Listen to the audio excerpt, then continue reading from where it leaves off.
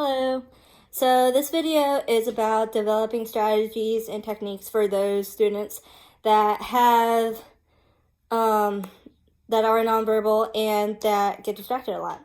And so I am going to give you some ideas and resources and therapy materials of what I've used in my previous sessions with my clients and also in the future. And so the first one is a visual schedule. This visual schedule I got off of Teachers Pay Teachers.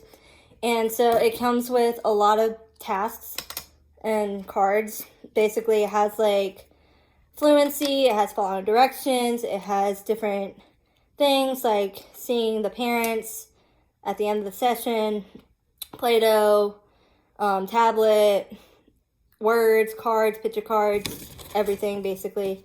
And so this session I have reading a book, sequencing, and play, and then go back to class. And then up top here, it's sit down, and basically up here, it just stays up there the whole time during the session, basically letting the child know, hey, you gotta sit down because we're sitting and attending, and this is our session. So basically sitting and attending and listening to the SLP or SLP assistant. And then after reading a book, the client or the SLP or SLP assistant can take it off, and then the client can see what's next. And if the client is getting distracted or not wanting to participate, the SLP or SLP assistant can take the play away, and it's good to physically take it away to show the child, we took it away, you only have to read a book and sequencing the whole time, and then you go back to class. And so this is a good visual because many children don't like that being taken away. A lot of my clients didn't like that I took it away, but once they started doing their work, we put it back, and so they got to play right after because they were doing their work. And so this is a very good resource. I used it on a lot of my clients, and they really like it because time goes by slow for them. And so it's like kind of hard for them to really know what's next, and having a visual schedule, it keeps them on track. And then another resource is a animal timer. This animal timer is an app on the Apple products, and also can be on Android. And so this timer, you can just look it up on the Apple store and just say animal timer, and it'll pop up. And there's a lion, tiger available, and basically this is what it looks like when you enter. And you can select any time you want. And so I'm going to just do 15 seconds to show you what it's about. So basically all my kids love this timer because they love seeing the tiger or the lion move. And so basically when the tiger comes in the full circle, when you see the full tiger, then that would mean that it's time to play or it's time to go back to class. And so it's just a good timer for them to keep on track of during their session. And a lot of my clients like ask, is it time to go? Is the tiger here yet? Is the lion here yet? And so you just have to just give them that visual and also give them another visual too to keep them on track. Also, another good therapy task to keep them very into it is having books that are very interacting. And a lot of kids love Paw Patrol. So having a book that sparks their interest is very good. Having books that they can count things, or having animals, because a lot of kids love animals. And also this one's pretty cool, is that it's a touch and feel book. This is good for kids that have sensory needs. And so feeling the rug, feeling cookies that are rough. It's just a good book, and it's very cute and can help with their therapy session with their goals.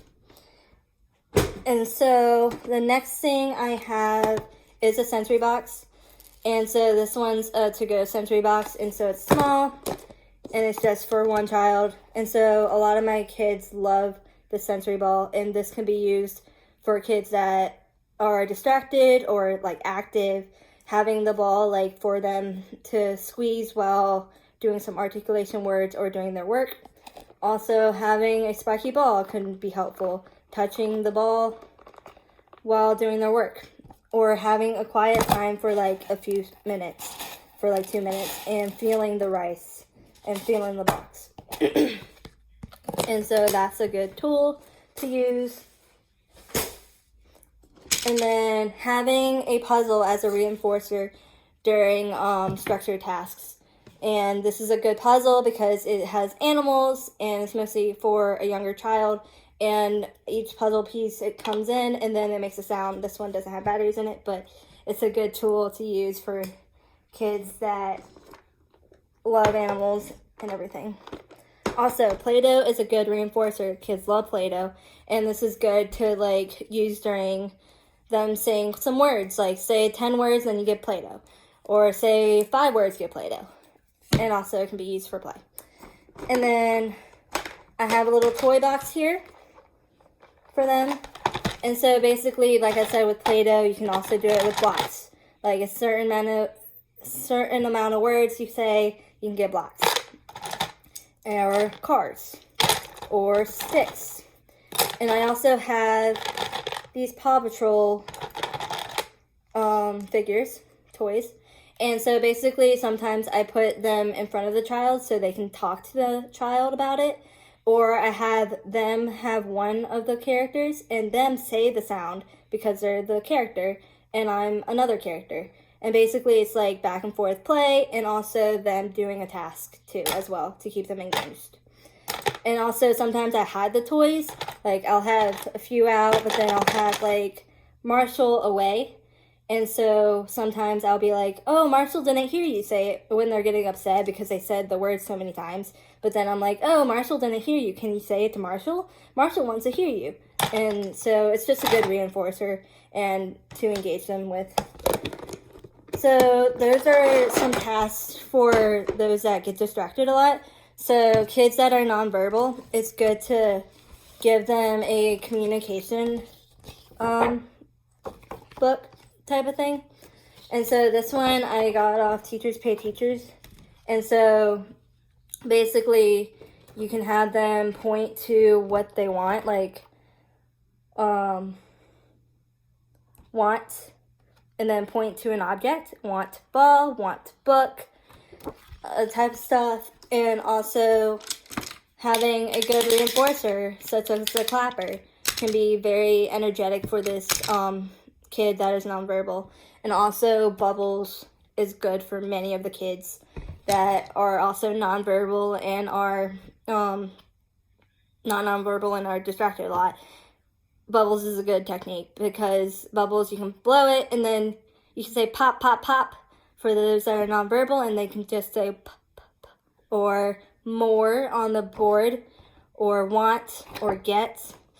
And it's just a good tool to keep them engaged. Just having a lot of tools and having a lot of toys, materials, and being structured at the same time with a visual schedule and a timer is just key for a lot of the students here with my clients that I have now and in the future.